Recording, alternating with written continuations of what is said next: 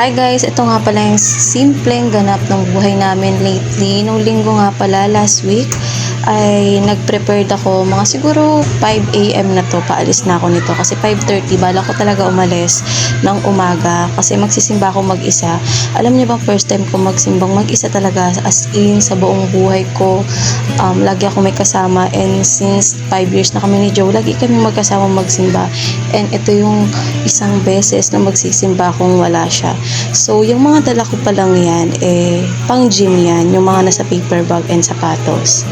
Tapos, naglakad ako, and eto pala is, tapos na yung simba. Hindi nakaabot si Joe since 7:30 na siya nakapunta sa simbahan kasi yun yung out niya. Alam nyo ba, ang originally plan namin is mag-gym talaga kami. And itong isang lalaki na to, sabi ko nga sa inyo, nag-e-enjoy to kapag kumakain kami from gym to McDo. So, hindi siya, masaya siya. Ganun yung buhay namin, pabago-bago. Pero, bumawi kami pag uwi namin sa bahay. I-enjoy na lang namin yung moment. Ganun lang kasimple yung buhay namin. Hindi na namin pinapakomplika. Tapos, kung na-miss naman namin yung gym, ang alternative namin ay magsisimba kami sa bahay. So, imbes na magmuriyot ako dahil lagi siyang nagyayaya kumain, iniisip ko na lang, still blessed. Kasi ano ba, pagkain yun, diba? So, kinabukasan, pag uwi niya, medyo hindi maganda yung pakiramdam niya. Naghanda ako dyan ng prutas like apple, orange, and banana para alam maboost yung energy niya. Nagluto din ako ng eggplant, yung tortang talong. Tapos kinabukasan, okay na siya guys kasi nakapagpahinga na siya. And nag-crave ako ng boppies, and hindi ko na-expect na magluluto siya kasi sobrang matrabaho noon. Kaso nga nagkalaykay siya dun sa may black app. Alam niyo na kung ano yung black app, diba? Nakahanap siya dun ng madaling version ng boppies.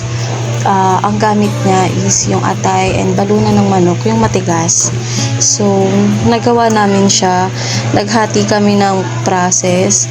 Ako yung naghiwa-hiwa, tapos siya na yung nagluto-luto. Which is, naghiwa rin naman siya. Mas marami nga siyang part eh.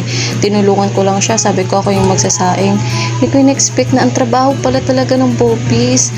Yung hihiwain mo yung maliliit na part ng manok. Tapos, mas smaller parts pa yung kailangan mong gawin. Ang sakit din sa kamay. Kaya sabi ko, buti na lang talaga, sobrang sarap ng pagkaluto niya. Sobrang sarap talaga, as in parang kalasa niya yung favorite kong karinderya dito sa amin, sa May Sunny Bro. As in ka-level niya. Pero, bago kami magluto, nagpakulo siya, and then nag-workout kami ng 16 minutes. Tapos after namin mag-workout ng 16 minutes, ayan, naghihiwa-hiwa na siya.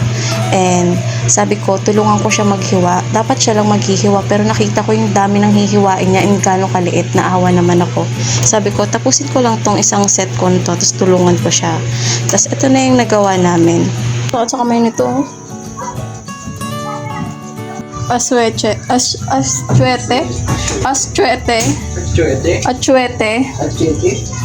Machete. Brot, sabi ni Joe, lalagay din niya daw ito mamaya. Ito yung pinagpakuluan ng manok kanina. Wala na siyang bopis, di. Ang galing mo. Para po din ito natin. Sarap. Hindi na.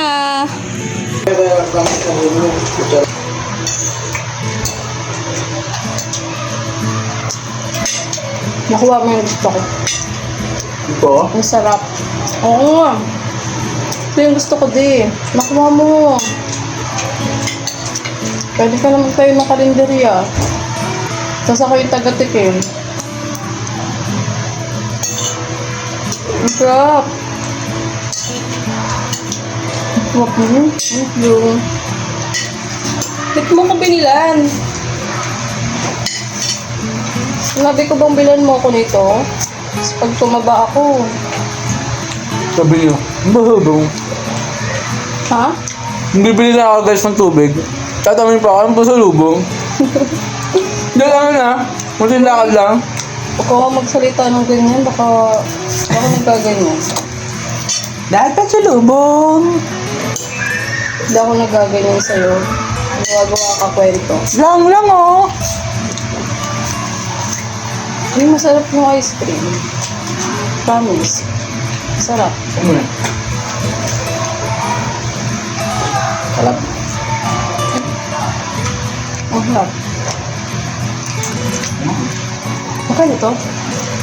25. Ang gula lang. Ang masarap.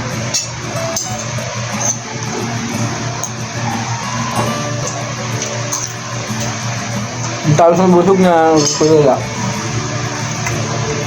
Ano talaga? Food coma. Kaya yung isa dun. Ayun nga pala. Hati na lang tayo. Kaya na isa dun. Ingali ka pa eh. Ang sarap kamo ng ice cream na nabili ni Joe dito sa amin.